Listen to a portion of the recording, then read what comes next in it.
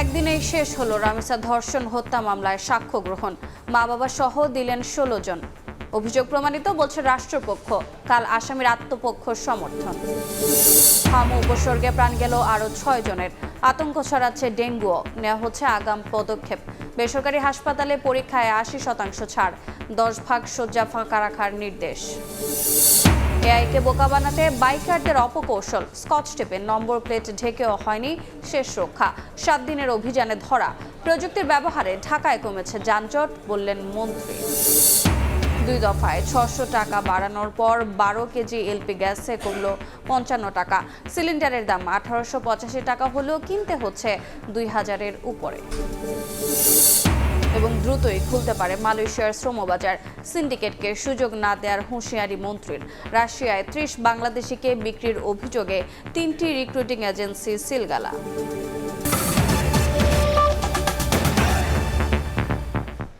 সময় সংবাদের সঙ্গে আছে আমি রোজা চৌধুরী। রাজধানীর পল্লবীতে শিশু রামিসা ধর্ষণ ও হত্যা মামলায় আদালতে সাক্ষ্য দিয়েছেন রামিসার বাবা আব্দুল হান্নান মোল্লা, মা পারভিন আক্তার, বড় বোন ও চাচা সহ ১৬ জন।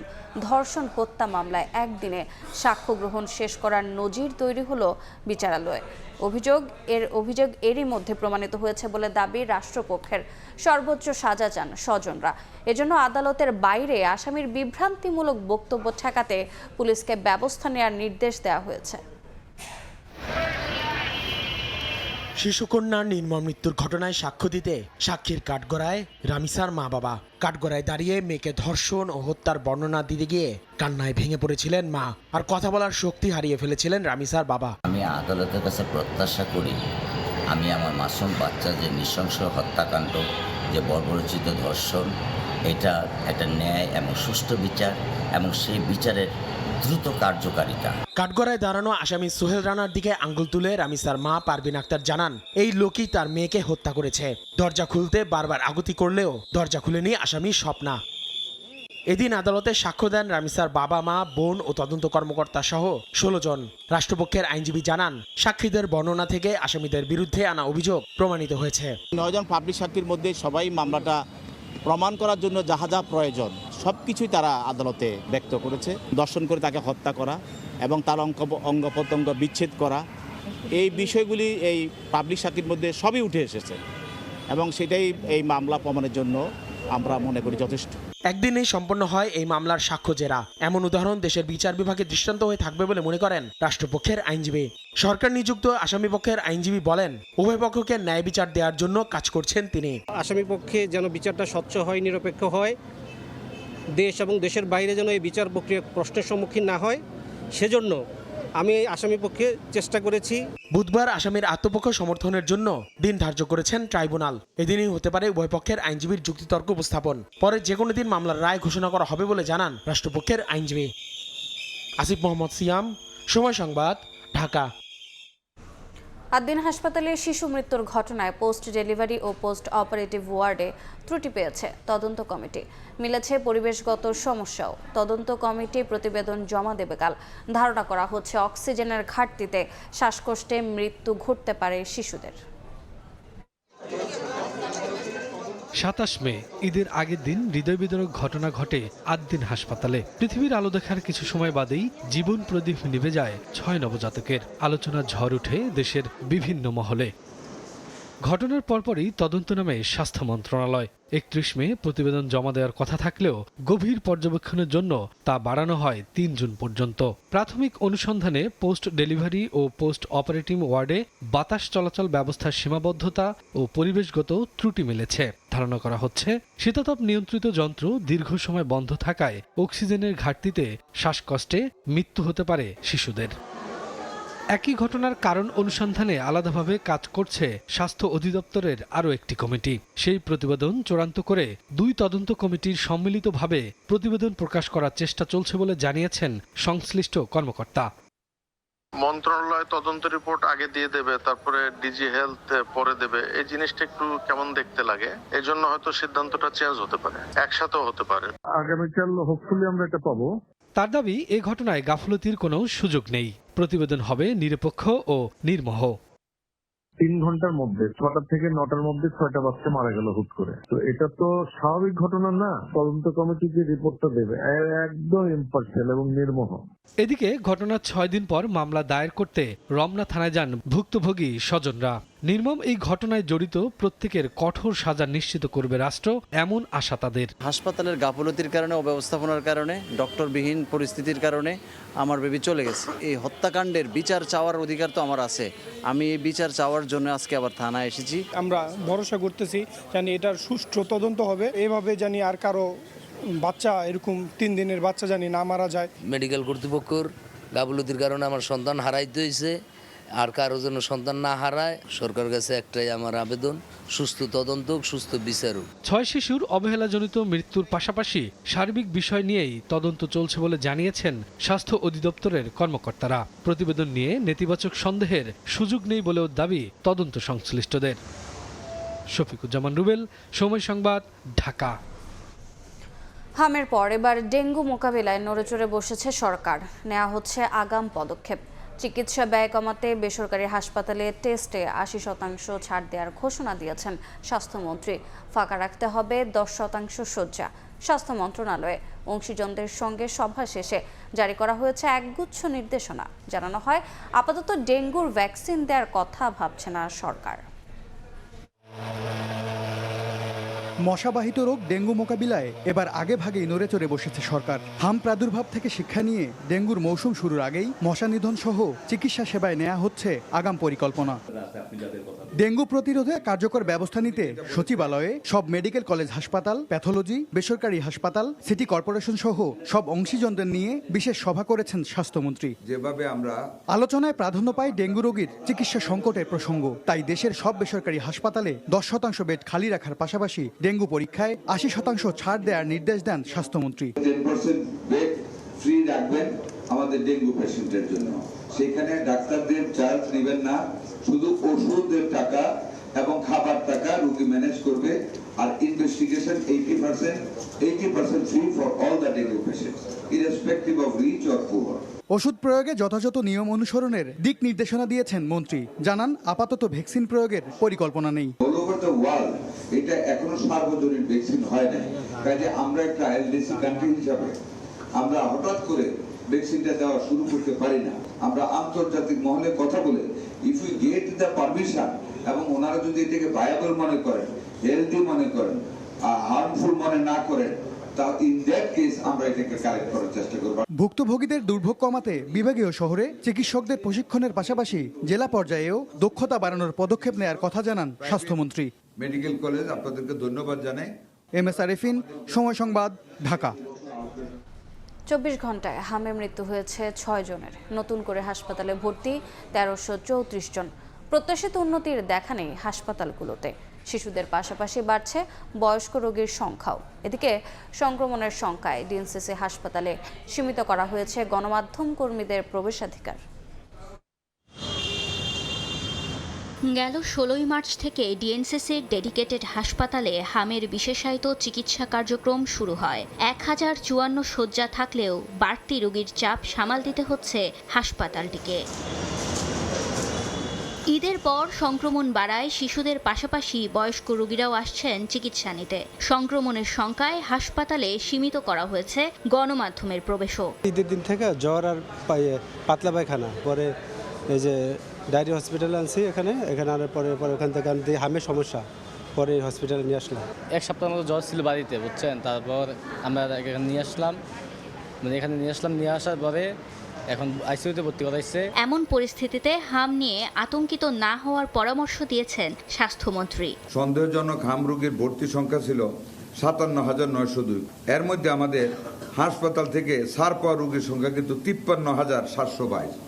It's an achievement of our treatment. হামের উপসর্গ নিয়ে গত 24 ঘন্টায় ডিএনসিসি ডেডিকেটেড হাসপাতালের বহির্বিভাগে চিকিৎসা নিয়েছেন 174 জন। নতুন ভর্তি হয়েছেন 100 জন।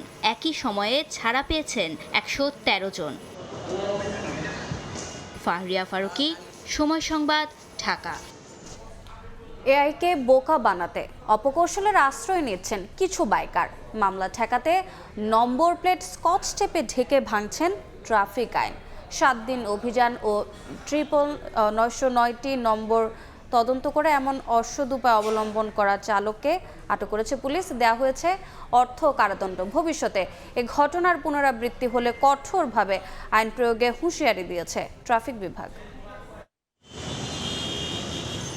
সড়কে শৃঙ্খলা ফেরাতে সম্প্রতি কৃত্রিম বুদ্ধিমত্তা বা এআই ক্যামেরা স্থাপন করে ঢাকা মহানগর পুলিশের ট্রাফিক বিভাগ।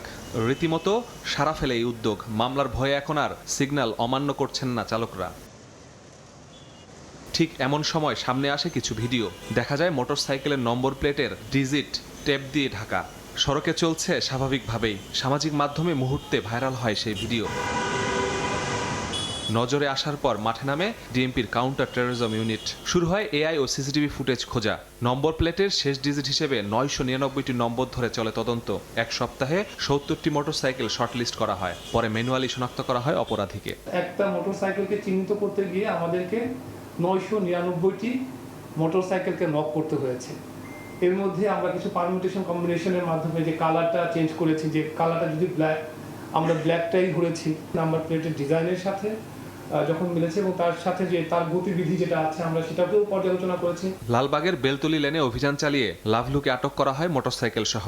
তেজগাঁওয়ের অফিস শেষে ফেরার পথে লাভলু মোটরসাইকেলের নম্বর প্লেট ঢেকেছিল। হঠাৎ হেলমেটটা নাই, তো ভাবছিলাম যে যাওয়ার সময় যদি এই মামলা হয়, এইখানে একটা ছোট ভাই একটা স্টিকার লাগাই দিছে। আমার আর মনে ছিল না স্টিকারটা একদিন ছিল, তখন আমি একা যাচ্ছিলাম, তখন ওই ভিডিও ফুটেজটা মনে হয় কোনো সাংবাদিক করছে। তারপরে আমরা তেজগাঁও থেকে ধানমন্ডি যাই, এরপরে খুলে ফেলি। ডিএমপি ট্রাফিক বিভাগের প্রধান জানান, স্পেশাল মেট্রোপলিটন ম্যাজিস্ট্রেট লাবলু হককে 1 মাসের কারাদণ্ড ও জরিমানা করেন। এমন কৌশল থেকে বিরত না থাকলে কঠোরভাবে আইন প্রয়োগের হুঁশিয়ারি তার। কাউকে সাজা দেওয়া এটি কিন্তু আমাদের কোনো উদ্দেশ্য না। আমাদের প্রধান উদ্দেশ্য হচ্ছে যে সবাইকে সচেতন করা, যে আমরা নিজ থেকে যেন আইনটা আমরা মানার চেষ্টা করি।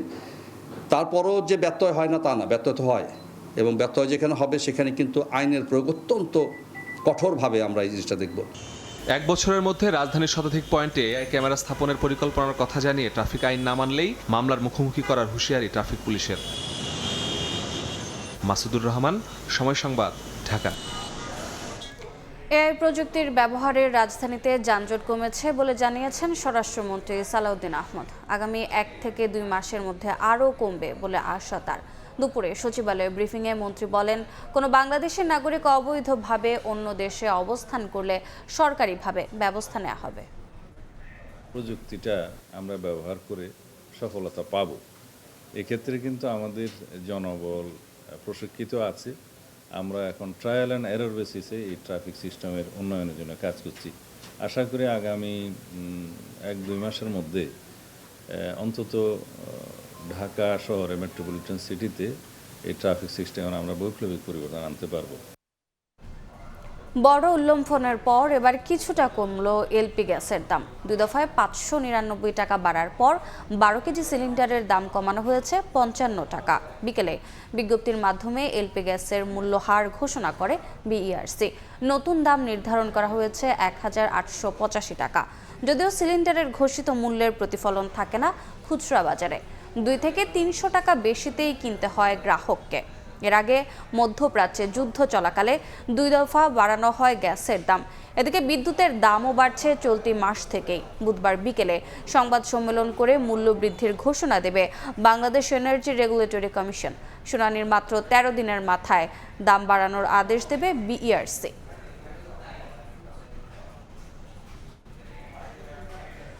কঠিন সময় দেশ পরিচালনার দায়িত্ব পেয়েছে সরকার। 3 মাসে বাজেট দেয়া কঠিন বলে মন্তব্য করেছেন অর্থমন্ত্রী আমির খসরু মাহমুদ চৌধুরী। দুপুরে রাজধানীর ইআরএফ মিলনায়তনে এক আলোচনা সভায় তিনি বলেন, এবারের বাজেটে গুরুত্ব পাচ্ছে সামাজিক সুরক্ষা খাত, যার মাধ্যমে সুবিধা পাবে নিম্ন আয়ের মানুষ। এদিকে শুধু বরাদ্দ না বাড়িয়ে তা সুশাসনের মাধ্যমে ব্যয় করার আহ্বান জানিয়েছে সিপিডি। আমরা সরকার থেকে ঘোষণা পেয়েছি 2026-27 অর্থ বছরের জন্য 9,38,000 কোটি টাকার বাজেট ঘোষণা করতে যাচ্ছে বিএনপি সরকার। স্বাস্থ্য শিক্ষা খাতের পাশাপাশি এবার অধিক গুরুত্ব দেওয়া হচ্ছে সামাজিক সুরক্ষা খাতেও। মঙ্গলবার দুপুরে রাজধানীর ইআরএফ মিলনায়তনে বাজেট 2026-27 প্রত্যাশা ও বাস্তবতা বিষয়ক আলোচনায় অর্থ ও পরিকল্পনা মন্ত্রী আমির খসরু মাহমুদ চৌধুরী জানান, এবারের বাজেটে বাড়তি গুরুত্ব দেওয়া হচ্ছে সুবিধা বঞ্চিতদের। ফ্যামিলি কার্ড বিতরণে রাজনৈতিক হস্তক্ষেপ হয়নি বলেও দাবি করেন তিনি। আমরা ওই লোকগুলোকে অ্যাড্রেস করেছি যার সামাজিক আর্থিক একেবারেই কোনো মূল্য নেই। আমরা টাকাটা সরাসরি ট্রান্সফার করছি তার অ্যাকাউন্টে। এখানে কিন্তু মাঝখানে কেউ নাই, সিলেকশন প্রসেসে কোনো পলিটিক্যাল ইনভলভমেন্ট নাই। সরকার কঠিন সময়ে দেশ পরিচালনার দায়িত্ব পেয়েছে উল্লেখ করে মন্ত্রী বলেন, 2 মাসে বাজেট দেওয়া কঠিন। অর্থনীতি নিয়ন্ত্রণ মুক্ত করতে কেউ বাধা হয়ে দাঁড়ালে ছাড় না দেওয়ার হুঁশিয়ারি দেন তিনি। এই সরকারের দায়িত্ব নেওয়ার পরে এই 1-1.5 মাসের মধ্যে বাজেট করা অলমোস্ট অসম্ভব ব্যাপার। এটা তার উপরে যেই অবস্থায় আমরা দায়িত্বটা পেয়েছি, কঠিন অবস্থা। এই বাজেটের যে নিয়ন্ত্রণ মুক্ত বাংলাদেশ, নিয়ন্ত্রণ মুক্ত অর্থনীতি, নিয়ন্ত্রণ মুক্ত ব্যবসা বাণিজ্য অর্থনীতি যেটা বিকাশ করতে পারবে, বিকাশ করার পথে কেউ যদি বাধাগ্রস্ত করে, will have to be very strict. এ সময় সামাজিক সুরক্ষা খাতে বরাদ্দ বাড়ানোর চেয়ে তার সুষ্ঠু ব্যয় হচ্ছে কিনা তা নিশ্চিত করার আহ্বান জানান সিপিডির নির্বাহী পরিচালক ফাহমিদা খাতুন। সামাজিক নিরাপত্তা বেষ্টনী এবং ফ্যামিলি কার্ডের মতো একটা যে এই সরকারের যে একটা সিগনেচার প্রোগ্রাম, সেইটার তো আওতা বাড়বে আস্তে আস্তে, কিন্তু সেখানেও একটা প্রশ্ন আছে যে সেগুলো সুশাসনের সাথে যার দরকার সেই যাতে আসে, এবং সেটার জন্য একটা স্বচ্ছ একটা ডেটাবেস থাকতে হবে। বাজেট বাস্তবায়নে রাজনৈতিক ও অর্থনৈতিক সুশাসনকে একসঙ্গে চলতে হবে বলেও মনে করেন তিনি। অন্তরা সেন, সময় সংবাদ, ঢাকা। দ্রুতই খুলতে পারে মালয়েশিয়ার শ্রমবাজার। এ খাতে আর কোনো সিন্ডিকেটকে সুযোগ না দেওয়ার হুঁশিয়ারি দিয়েছেন প্রবাসী কল্যাণমন্ত্রী।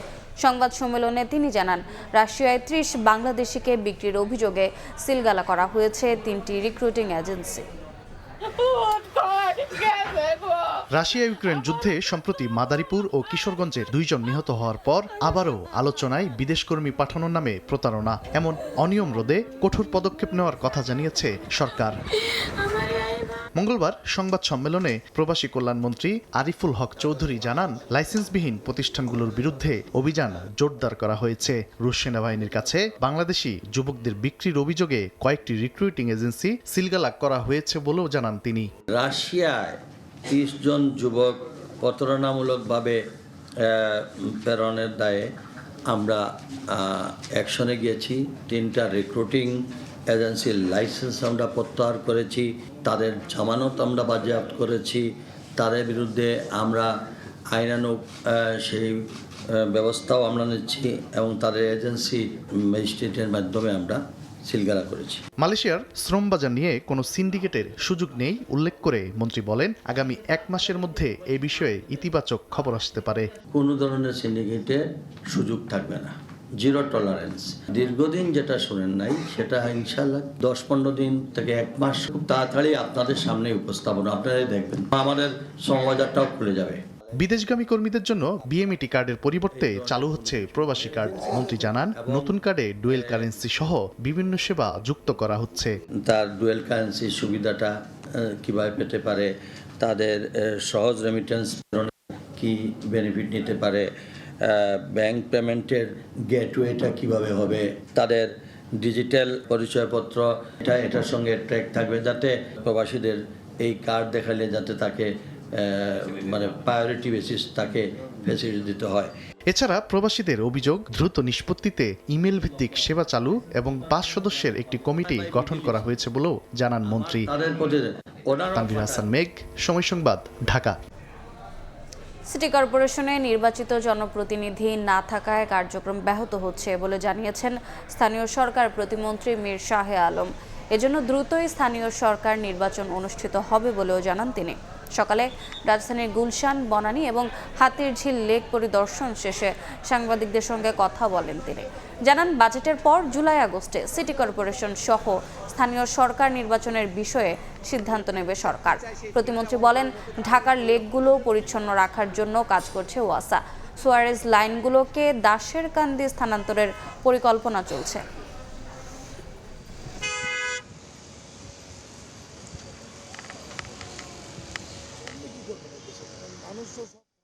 ওয়ার্ড ভিত্তিক জনপ্রতিনিধি বা কোনো দায়িত্বশীল ব্যক্তি না থাকবার কারণে এই ঘটনাটি বেশি ঘটছে। মানে পরিদর্শন বা দেখভাল করবার লোকের খুবই অভাব। খুব দ্রুত সময়ের মধ্যে আমরা নির্বাচন দিব। 5টি স্থানীয় সরকার নির্বাচনের জন্য যে বাজেটের প্রয়োজন, এটি আগামী অর্থ বছরে বাজেটে ওনারা সংযুক্ত করার পরে জুলাই আগস্ট থেকে কোন নির্বাচন কবে হবে এই বিষয় নিয়ে আমরা যৌথ মিটিং করে আমরা সিদ্ধান্ত নিব। জ্বালানির দাম বাড়িয়ে জনগণের সঙ্গে জুলুম করা হয়েছে বলে মন্তব্য করেছেন জামাতের আমির ডাক্তার শফিকুর রহমান। দুপুরে সিলেটের সদর উপজেলার সোনাতলায় নির্যাতনে নিহত শিশু ফাহিমার পরিবারের সঙ্গে দেখা করে সাংবাদিকদের প্রশ্নের জবাবে তিনি একথা বলেন। ডাক্তার শফিক বলেন, মূল্য যদি বাড়াতেই হয় তাহলে সংসদে আলোচনা করা উচিত ছিল, কিন্তু রাতের আধারে তেলের দাম বাড়ানো হয়েছে, যা জনগণের সঙ্গে প্রতারণার শামিল। সরকারের কাজের মূল্যায়ন প্রসঙ্গে তিনি আরও বলেন, মানুষের প্রত্যাশা অনুযায়ী দেশ ভালো নেই।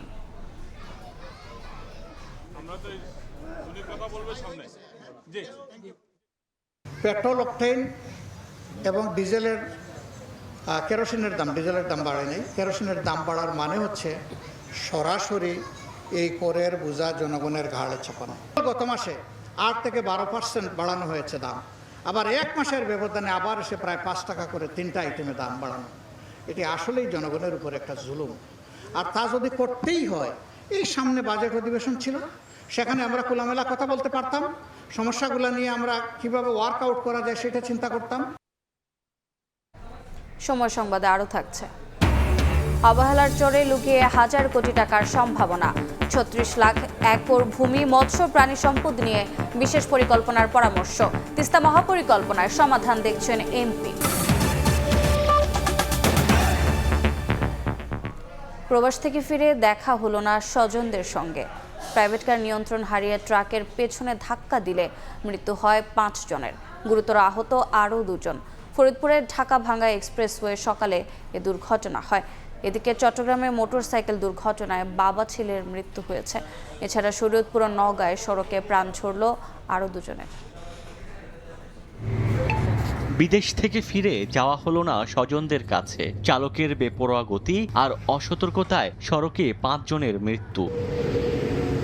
স্বজনদের সান্নিধ্য পেতে বুক ভরা স্বপ্ন নিয়ে দীর্ঘদিন পর মঙ্গলবার দেশে ফেরেন প্রবাসী আরিফুল। স্বজনদের সঙ্গে প্রাইভেট কারে করে রওনা হন নিজ জেলা যশোরের উদ্দেশ্যে, কিন্তু ভোরে ঢাকা-ভাঙ্গা এক্সপ্রেসওয়ের মালিগ্রাম এলাকায় পৌঁছালে সামনে থাকা একটি গ্যাস সিলিন্ডার বোঝাই ট্রাকের পেছনে সজোরে ধাক্কা দেয় প্রাইভেট কারটি। দুমড়ে মুচড়ে গিয়ে ঘটনাস্থলেই নিহত হন 4 জন। গুরুতর আহত 3 জনকে উদ্ধার করে হাসপাতালে নিলে সেখানে মারা যান আরও 1 জন।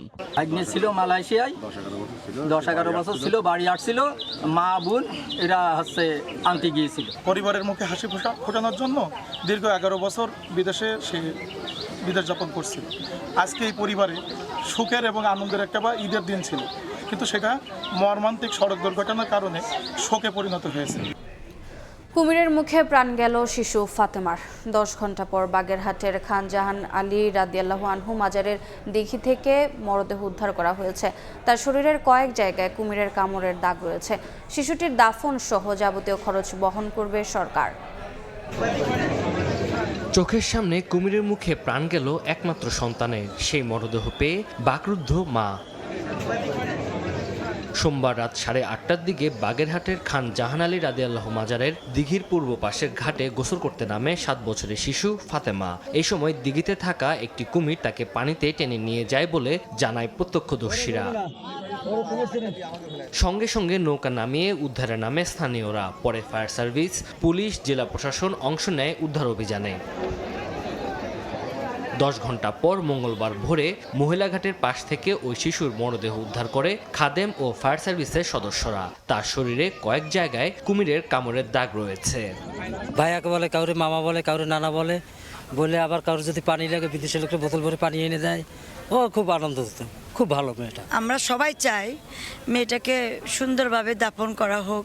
2টি ঘাটে ফেন্সি দিয়ে বেড়া দেওয়া হোক, যাতে করে কুমির যেন নিরাপদে থাকে এবং দর্শনার্থী যারা আছে এলাকাবাসী নিরাপদে থাকে, কিন্তু অদ্যাবধি সেটা করা হয়নি, যার কারণে একের পর এক ঘটনা ঘটেই যাচ্ছে। জেলা প্রশাসক ও পুলিশ প্রশাসনের সাথে আলোচনা সাপেক্ষে মরদেহ দাফন ও পরবর্তী ব্যবস্থা গ্রহণ করা হবে। কুমিরের দাঁতের বেশ কিছু চিহ্ন পাতায়, তার পায়ে শরীরে বিভিন্ন আছে, বিভিন্ন স্থানে দাগ আছে। এখন আমরা তার সুরতাল হয়েছে। এখানে আমাদের মাজার কর্তৃপক্ষের একটি গণকবরের জায়গা আছে দিঘির ওই পূর্ব পাশে। আমরা তার আজকে জানাজার পরে সেখানে আমরা গণকবরের ব্যবস্থা করছি। মারা যাওয়া শিশুটির মা ভবঘুরে ও মানসিক প্রতিবন্ধী। শিশুটির দাফন সহ যাবতীয় খরচ সরকার বহন করবে বলে জানিয়েছে জেলা প্রশাসন।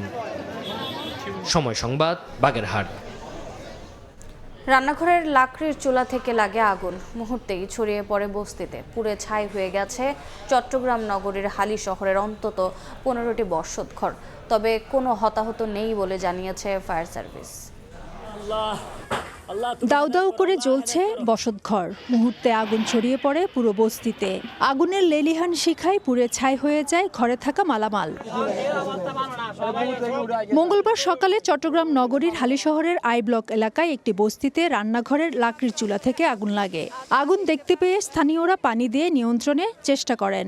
খবর পেয়ে ফায়ার সার্ভিসের 4টি ইউনিট ঘটনাস্থলে পৌঁছে 1 ঘন্টার চেষ্টায় আগুন নিয়ন্ত্রণে আনে। তার আগেই পুড়ে যায় 15টি পরিবারের বসতঘরের সবকিছু।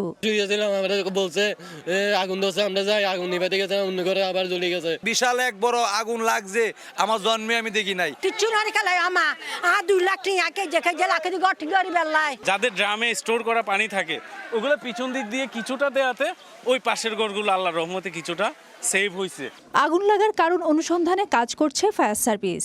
আগুনের সূত্রপাত সেটি ছিল চুলা, লাকড়ির চুলা, এবং সেখানে গ্যাস সিলিন্ডারও ছিল। যদি এটা নিয়ন্ত্রণ করা না যেত তাহলে সব ছড়িয়ে যেত। ফায়ার সার্ভিস জানিয়েছে আগুনে ক্ষয়ক্ষতির পরিমাণ জানতে কাজ চলছে, তবে এই ঘটনায় কোনো হতাহতের ঘটনা ঘটেনি। ফেরদৌস লিপি, সময় সংবাদ, চট্টগ্রাম। চিরনিদ্রায় শায়িত হলেন মুক্তিযুদ্ধের অন্যতম সংগঠক বর্ষিয়ান রাজনীতিবিদ তোফায়েল আহমেদ। বিকেলে ভোলায় 3য় জানাজা শেষে পারিবারিক কবরস্থানে দাফন করা হয় তাকে। দুপুরে তোফায়েল আহমেদের মরদেহ বহনকারী হেলিকপ্টার অবতরণ করে ভোলা হেলিপ্যাডে। 2য় জানাজার জন্য নেওয়া হয় সরকারি স্কুল মাঠে। বীর মুক্তিযোদ্ধা হিসেবে গার্ড অব অনারে তোফায়েল আহমেদকে রাষ্ট্রীয় সম্মাননা জানানো হয়। পরে নিজ এলাকা কোরালিয়া গ্রামে 3য় জানাজা শেষে পারিবারিক কবরস্থানে মায়ের পাশে সমাহিত করা হয় তাকে। বর্ষিয়ান নেতার মৃত্যুতে শোকের ছায়া নেমেছে পরিবার, স্বজন ও রাজনৈতিক অঙ্গনে। অনেকেই ছুটে আসেন শেষ শ্রদ্ধা জানাতে।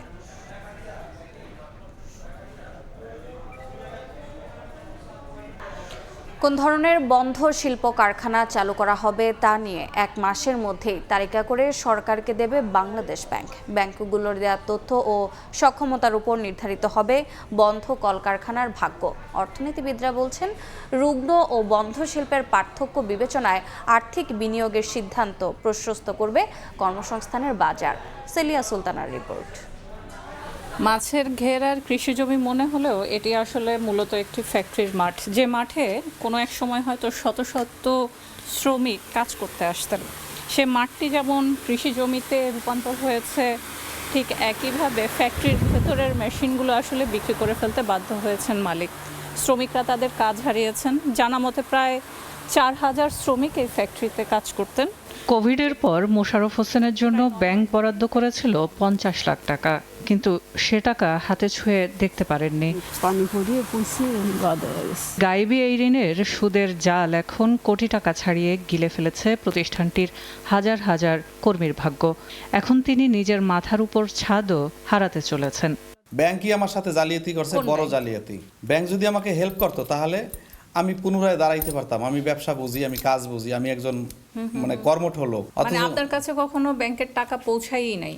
না, ওই 50 লক্ষ টাকার একটা টাকাও আমার কাছে দেয় নাই। এই টাকাটা আমার হাতে পর্যন্ত পৌঁছায় নাই। এই টাকাটা তারা আবার ওই সুদে অ্যাডজাস্ট করে নিয়ে গেছে।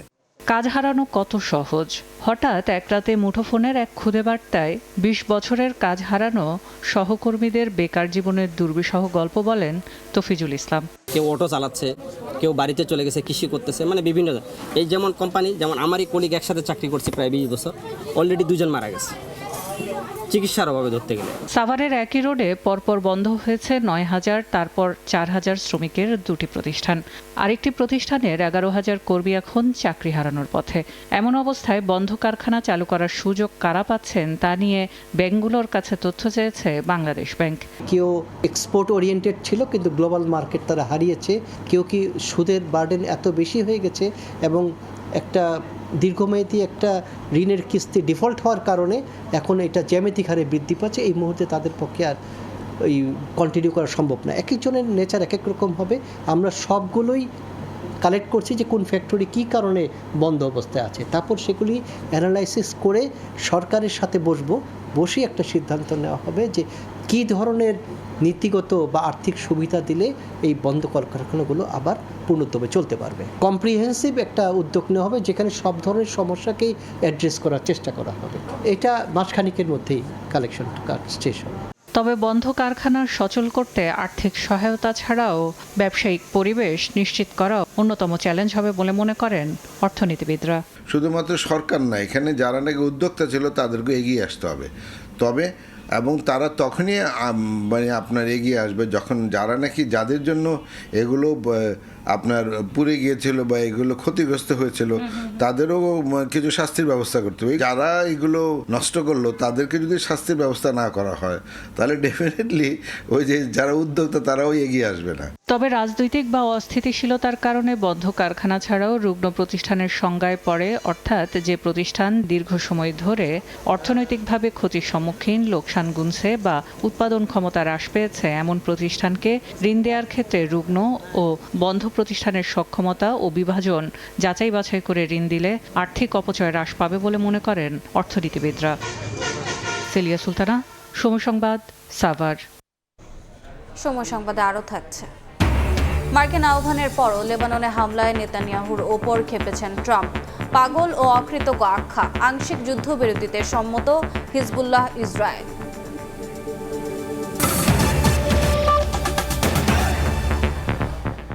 অন্তর্বর্তী সরকারের সময়ে টবে গাছ লাগানোর নামে বছর খানেক আগে অর্ধ কোটি টাকারও বেশি লোপাট করেছে তৎকালীন ঢাকা উত্তর সিটি কর্পোরেশনের 2 কর্মকর্তা।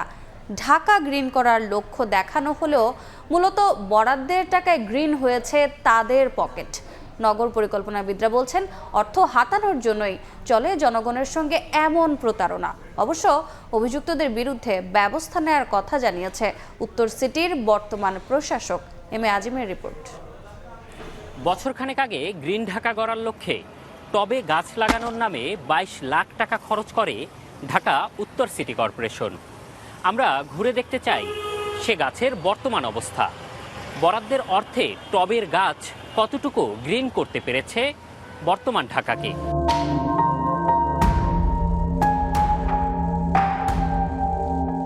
মিরপুর 1 থেকে 14 টবে লাগানো 700 গাছ থাকার কথা, তবে মেলেনি একটি গাছেরও সন্ধান। স্থানীয় থেকে পথচারী কেউ দেখেওনি টবের সে গাছ। এই ফুটপাত বা কোথাও রাস্তাঘাটে না, আমার চোখে পড়েনি। এরকম কোথাও দেখেন নাই? না। সিটি কর্পোরেশন লাগিয়েছে? না, এটা দেখে নাই। তাহলে ঢাকা গ্রিন করার নামে বরাদ্দের অর্থ কি কারো পকেট গ্রিন করেছে? জানতে উত্তর সিটি কর্পোরেশনে সময় সংবাদ।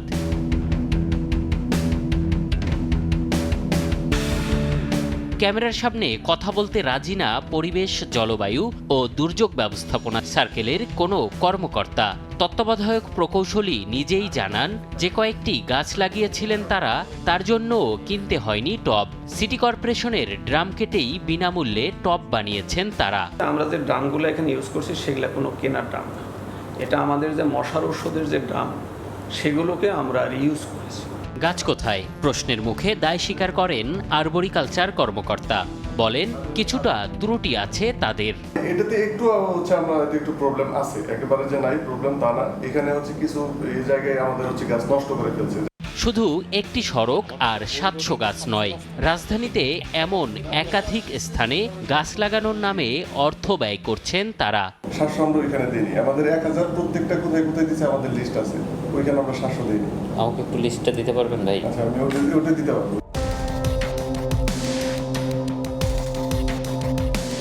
এবার তাদের সে তালিকা ধরে বর্ধিত পল্লবী আবাসিক এলাকায় সময় সংবাদ। এখানে ড্রাম আছে, গাছ নেই। ড্রামগুলো বাঁকা, রং নাই, এসে তখন আমরা বললাম যে আমাদের তো এই যে ড্রামগুলো যে আসছে এগুলো তো কি করতে হবে, রং করতে হবে, এগুলো ড্রেসিং করতে হবে। টোটাল কতগুলো দিবে আনার পরে হয়তো আমরা এবার গাছ লাগাবে, রং করবে, সে প্রক্রিয়া দেখাতে যাবে।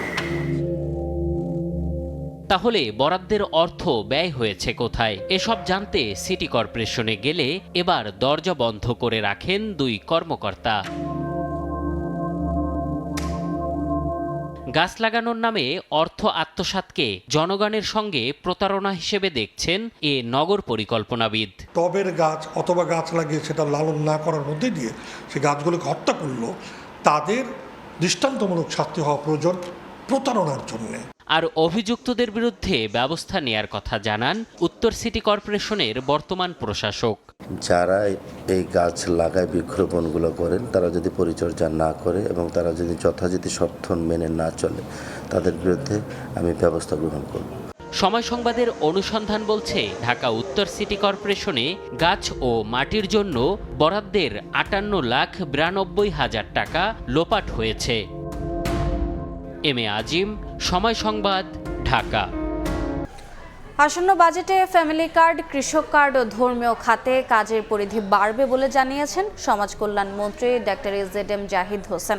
বলেন, সামাজিক নিরাপত্তা খাতে বরাদ্দ বাড়ানো হয়েছে, দ্বিগুণ করা হয়েছে জটিল রোগের চিকিৎসার অনুদান। সকালে আগারগাঁওয়ের সমাজসেবা অধিদপ্তরে এক কর্মশালা শেষে সাংবাদিকদের কথা বলেন তিনি। বিএনপির নির্বাচনী ইশতেহার এখন জাতীয় দায়িত্বে পরিণত হয়েছে উল্লেখ করে ডক্টর জাহিদ বলেন, আগামী বছর প্রায় 40,20,000 মানুষকে ফ্যামিলি কার্ডের আওতায় আনা হবে। এছাড়া এতিম শিশুদের শুধু আশ্রয় নয়, দক্ষ জনশক্তিতে রূপান্তরের লক্ষ্য নিয়ে কাজ করছে সরকার। এ সময় সমাজ কল্যাণ প্রতিমন্ত্রী ফারজানা ইয়াসমিন বলেন, সমাজ কল্যাণ মন্ত্রণালয়ের অধীনে অনেক প্রতিষ্ঠান থাকলেও সমন্বয়ের অভাব রয়েছে।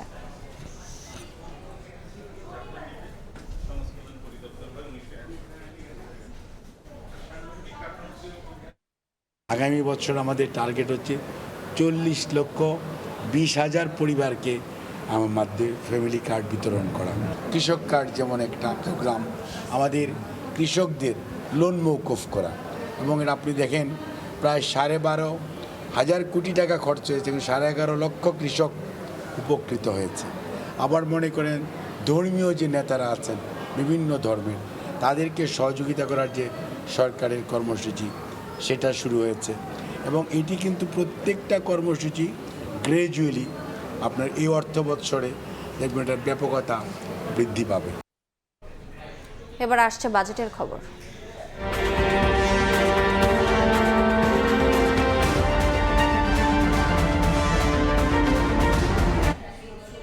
নতুন সরকারের প্রথম বাজেটে গুরুত্ব পাচ্ছে বিদ্যুৎ ও জ্বালানি খাত।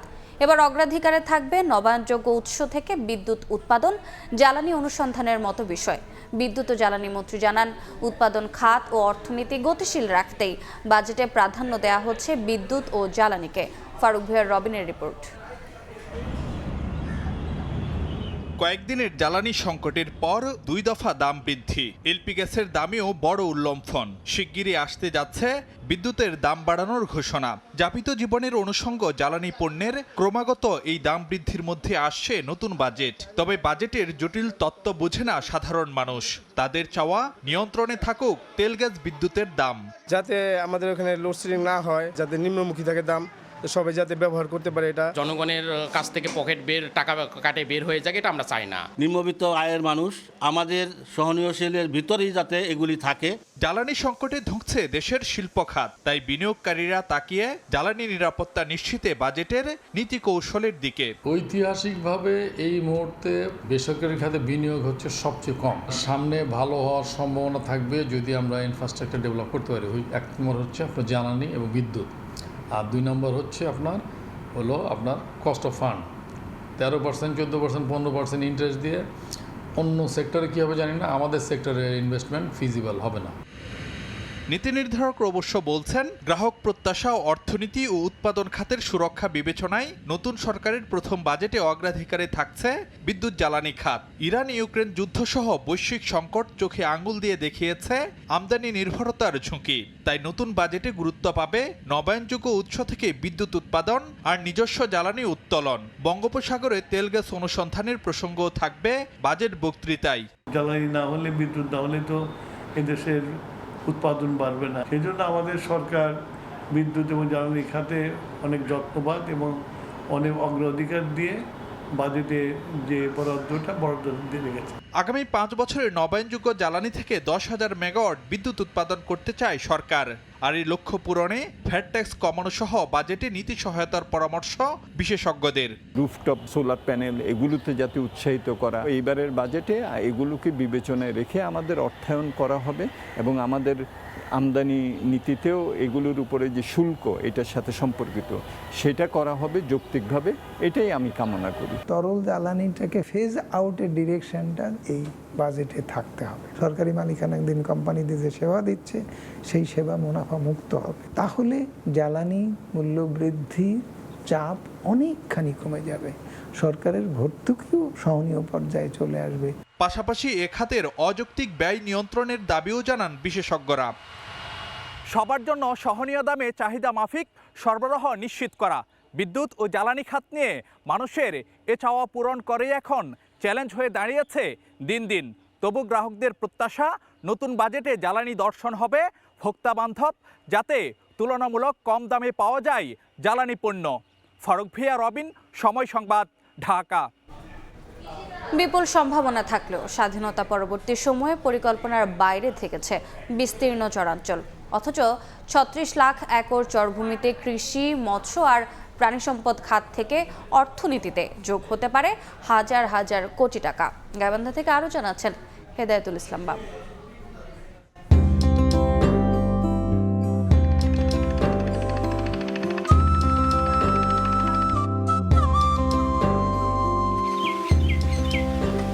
চারপাশে ব্রহ্মপুত্র নদ, মাঝখানে ভেসে থাকা জনপদের নাম চর বা দ্বীপচর। শৈশবটা এখানে এমনই দুঃসাহসী। বয়স বাড়ার সঙ্গে সঙ্গে জীবন জীবিকার লড়াইটাও বদলে যায়। দফায় দফায় খরায় পোড়া, বানে ভাসা আর ভাঙনে সর্বহারা মানুষগুলোর টিকে থাকার যুদ্ধ চলে অবিরাম। উজান থেকে নেমে আসা নদ নদীগুলো বরাবরই যেন অভিশাপ হয়ে ধরা দেয় ভাটির জনপদের গতরখাটা মানুষগুলোর কাছে। দুর্গম যোগাযোগ ব্যবস্থা, অপর্যাপ্ত শিক্ষা, স্বাস্থ্য সেবা সবসময় পিছিয়ে রাখছে তাদের। চিকিৎসা ব্যাপারে অনেক মানুষ মারা যায় চরের মধ্যে। ভালো কোনো লোক এখানে বসবাসও করে না, অথবা অর্থবিত্ত চাকরি এখানে কিছুই হয় না।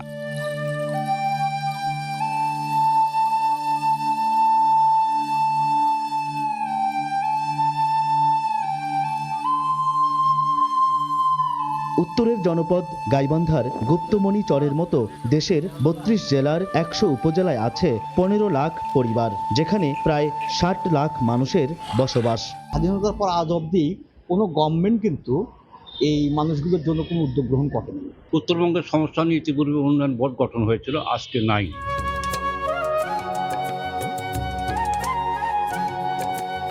চরাঞ্চলে বসবাসরত প্রায় প্রত্যেক পরিবারে আছে ৪ থেকে ৫টি গরু, ছাগল, মহিষও লালন পালন করেন অনেকে।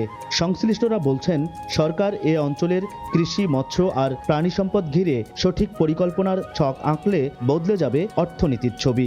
আমরা একটা মাস্টার প্ল্যান ডেভেলপ করে তা যদি বাস্তবায়ন করতে পারি, তাহলে এই ১ কোটি লোকের ভাগ্য উন্নয়ন হবে। যদি পরিকল্পিতভাবে সরকার কাজ করে এবং একটা বোর্ড যদি গঠন করে, তাহলে নিঃসন্দেহে চর অঞ্চলের মানুষের দারিদ্র্য কমে আসবে। চরাঞ্চল নিয়ে সরকার ভাবছে বলে জানালেন জেলা প্রশাসক। আর সংসদ সদস্য বলছেন, তিস্তা মহাপরিকল্পনা বাস্তবায়ন হলে সকল সমস্যার সমাধান হবে। তিস্তা মহাপরিকল্পনা বাস্তবায়ন হলে যে সমস্যাগুলো আছে সকল সমস্যা হবে একটা প্রজেক্টের মাধ্যমে। আমাদের প্রাণীজ সম্পদ, আমাদের মৎস্য সম্পদ, এগুলিকে কিভাবে বাড়ানো যেতে পারে এ বিষয়ে সরকার কাজ করছে। দেশে শতকরা 24.3 ভাগ দারিদ্র্য সীমার নিচে এবং 12.9 ভাগ চরবাসী চরম দারিদ্র্যের মধ্যে বসবাস করে। হেদায়েতুল ইসলাম বাবু, সময় সংবাদ, গাইবান্ধা। দেশের বাইরের খবর। যুদ্ধবিরতি সত্ত্বেও লেবাননে হামলার তীব্রতা বাড়ানোয় নেতানিয়াহুর ওপর ক্ষেপেছেন মার্কিন প্রেসিডেন্ট। ইসরায়েলি প্রধানমন্ত্রীকে অকৃতজ্ঞ আখ্যা দিয়েছেন ট্রাম্প। এমনকি ফোন আলাপে নেতানিয়াহুকে গালিগালাজ করেছেন তিনি। লেবানন ইস্যুতে ইসরায়েলি প্রধানমন্ত্রী বিনিয়ামিন নেতানিয়াহুর ওপর রীতিমতো ক্ষোভ ঝেড়েছেন মার্কিন প্রেসিডেন্ট ডোনাল্ড ট্রাম্প। বৈরুতে ইসরায়েলি হামলার পরিকল্পনায় নেতানিয়াহুকে গালিগালাজ করে বসেন ট্রাম্প। প্রেসিডেন্টের সাফ কথা, তার কারণেই নাকি জেল খাটা থেকে বেঁচে গেছেন বিবি, অথচ এখন তার কথাই শুনছেন না। ইরানের সঙ্গে যুক্তরাষ্ট্রের আলোচনা ভেস্তে যাওয়ার উপক্রম হওয়ায় ট্রাম্পের এমন রূপ দেখে আপাতত বৈরুতে হামলা থেকে পিছু হটেছে ইসরায়েল। ট্রাম্প প্রশাসনের কর্মকর্তাদের বরাতে এ দাবি করেছে সংবাদ মাধ্যম এক্সিওস। নেতানিয়াহুর ওপর ট্রাম্পের চিৎকার আর গালিগালাজের খবর এখন সোশ্যাল মিডিয়ায় ভাইরাল। বৈরুতে ইসরায়েলের লাগাতার বোমাবাজি আর লেবাননের আকাশচুম্বী ভবন ধুলোয় মিশিয়ে দেওয়ার নীতিতে ট্রাম্প এতটাই ক্ষুব্ধ যে ফোনে সরাসরি পাগল বলে আখ্যা দেন নেতানিয়াহুকে। নেটিজেনরা বলছেন ট্রাম্পের এই মেজাজ গরমের আসল কারণ ইরানের সঙ্গে যুক্তরাষ্ট্রের তলে তলে চলতে থাকা চুক্তি ভেস্তে যাওয়ার ভয়। একজন বিশ্বনেতা আরেকজন রাষ্ট্রপ্রধানকে এভাবে ফোনে ধমক দিয়ে সোজা লাইনে নিয়ে আসছেন, এমন দৃশ্য সচরাচর দেখা যায় না। মার্কিন গোয়েন্দা সূত্র বলছে ট্রাম্পের এমন ধমক খেয়ে নেতানিয়াহু নাকি বাধ্য ছেলের মতো ঠিক আছে বলে ফোনের লাইন কেটেছেন। নাদিম মারজান, সময় সংবাদ। খেলার খবর। আইসিসির স্বীকৃতি ছাড়াই বোর্ড পরিচালনা করে আসছেন তামিম ইকবালের অ্যাডহক কমিটি। ঢাকায় এসে এমনটাই জানিয়েছে আইসিসির 2 সদস্য, দাবি করেছেন আমিনুল ইসলাম বুলবুলের আইনজীবী। আগের বোর্ডের 4 সদস্যের কাছ থেকে জবানবন্দি নিয়েছে সফররত আইসিসির প্রতিনিধিরা। বিসিবি নির্বাচন নিয়ে বিচারালয়ে একগুচ্ছ রিটে হতবাক তারা। যদিও নির্ধারিত সময়েই বোর্ড নির্বাচন আয়োজনের বিষয়ে আত্মবিশ্বাসী বিসিবির আইনজীবী। ত্রয়োদশ জাতীয় সংসদ নির্বাচনের পরেই পরিবর্তন আসে বাংলাদেশ ক্রিকেট বোর্ডে। আমিনুল ইসলামের বোর্ড ভেঙে গঠন করা হয় অ্যাডহক কমিটি, যার নেতৃত্বে সাবেক অধিনায়ক তামিম ইকবাল। কেবল নির্বাচন আয়োজনের দায়িত্ব থাকলেও নতুন করে কাউন্সিলর তালিকা প্রণয়ন করে এই কমিটি। এতে করে নির্বাচনের গ্রহণযোগ্যতা নিয়ে প্রশ্ন উঠছে। দায়ের করা হচ্ছে একের পর এক রিট। আর এমন পরিস্থিতিতেই বাংলাদেশ সফরে আইসিসির 2 সদস্যের প্রতিনিধি দল। বোর্ড ঘিরে এমন লঙ্কাকাণ্ডে রীতিমতো হতবাক তারা। তারা তো বিদেশে থাকে, তারা তো আসলে আমাদের দেশের কালচারটা পুরোপুরি বোঝে না, সে কারণে তারা কনফিউজ হয়ে যাচ্ছে। এবং আপনারা জানেন অলরেডি যে তারা 2 জন প্রতিনিধি দল গঠন করে বর্তমানে তারা বাংলাদেশে অবস্থান করছে এবং আমাদের লিগ্যাল টিমের সাথেও আজকে তাদের মিটিং আছে, যেখানে আমরা তাদেরকে জিনিসটা আসলে বুঝিয়ে বলবো, যাতে এটা তারা যে একদম কনফিউজ হয়ে যাচ্ছে, এটা কনফিউজ হওয়ার মতো কোনো কিছু না। আইসিসির সবশেষ বোর্ড সভাতেও ছিল না বাংলাদেশের কোনো প্রতিনিধি। ক্রিকেটের সর্বোচ্চ নীতি নির্ধারণী সংস্থায় তাই তামিম ইকবালের গ্রহণযোগ্যতাও প্রশ্নের মুখে। জাতীয় ক্রীড়া পরিষদ গঠিত এই অ্যাডহক কমিটিকে কি আদৌ বৈধতা দিয়েছে আইসিসি? বর্তমান যে অ্যাডহক কমিটি লেড বাই আমাদের সাবেক অধিনায়ক স্বনামধন্য ক্রিকেটার তামিম ইকবাল, সেই কমিটিকে এখন পর্যন্ত তারা কোনো ধরনের স্বীকৃতি প্রদান করেনি। সেই সূত্রে বলা যায় যে আমিনুল ইসলাম বুলবুল কর্তৃক যে কমিটিটি গঠিত হয়েছিল আইসিসির কাছে এখন পর্যন্ত ওই কমিটিটি হচ্ছে একটি নির্বাচিত গ্রহণযোগ্য কমিটি। বিসিবির অ্যাডহক কমিটি আইসিসির প্রতিনিধি দলের ঢাকা সফর নিয়ে গোপনীয়তা রাখছে। আনুষ্ঠানিক বিবৃতি পেতে সময় লাগতে পারে আরও কিছুদিন। বিসিবির আইনজীবী অবশ্য আত্মবিশ্বাসী, যথাসময় হচ্ছে পরবর্তী নির্বাচন। অনেক কটা ব্যালট কাস্টিং ভোট অলরেডি হয়ে গেছে এবং এটাও আমরা কোর্টকে জানিয়েছি, অবহিত করেছি। তবে এত সব কর্মকাণ্ডের প্রেক্ষিতে ক্রিকেট বোর্ডে সরকারি হস্তক্ষেপের প্রমাণ মিললে নিষেধাজ্ঞা আরোপ হতে পারে দেশের ক্রিকেট ও বিসিবির ওপরে। সাব্বির মিথুন, সময় সংবাদ, ঢাকা। নেপালের বিপক্ষে গুরুত্বপূর্ণ সেমিফাইনালের আগে পরিবর্তন আসতে পারে পিটার বাটলারের একাদশে। জায়গা হারাতে পারেন right winger Shamsun Nahar junior. তার পরিবর্তে দেখা যেতে পারে সাগরিকাকে। মাঝ মাঠেও আসতে পারে পরিবর্তন। মৌমিতা খাতুনের পরিবর্তে শুরুর একাদশে ঢুকতে যাচ্ছেন উমেহলা মার্মা। তবে অপরিবর্তিত থাকবে লাল সবুজ মেয়েদের ডিফেন্স লাইন। ভারতের গোয়া থেকে আরও জানাচ্ছেন সহকর্মী ফাহিম ইসলাম।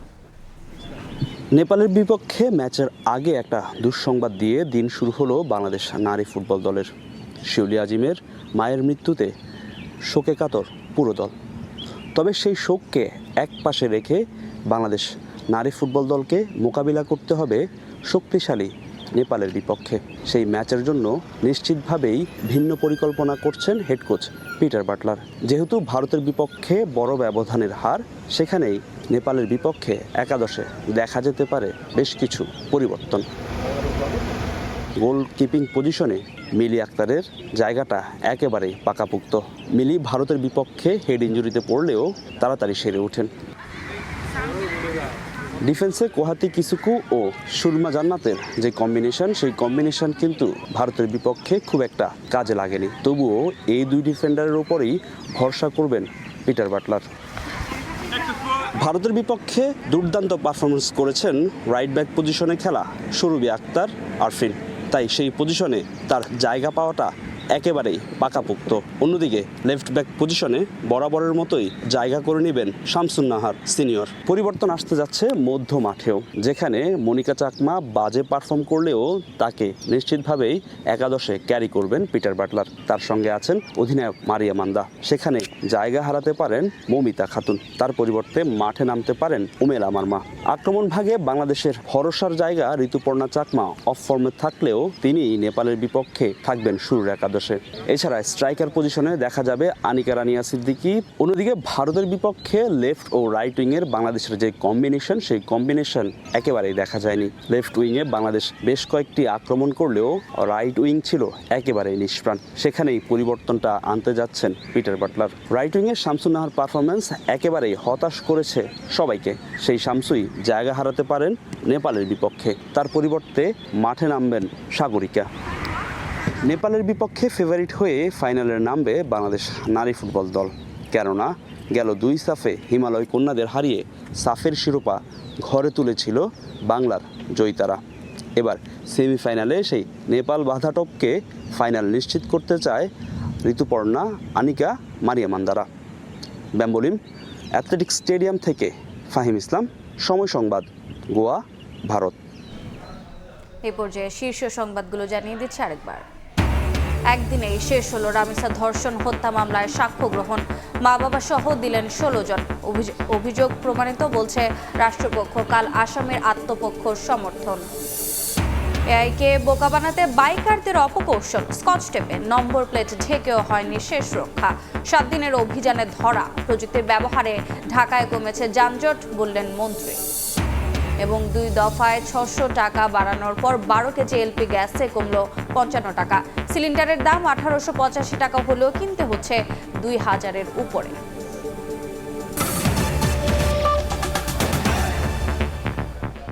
এ ছিল বিকেল 5টার সময় সংবাদে। এরপর বাংলার সময় নিয়ে সঙ্গে থাকবেন ইমদাদুল হক। রোজি, আপনাকে ধন্যবাদ। বাংলার সময় নিয়ে আসছি কিছুক্ষণ পর, সঙ্গে থাকুন সময়।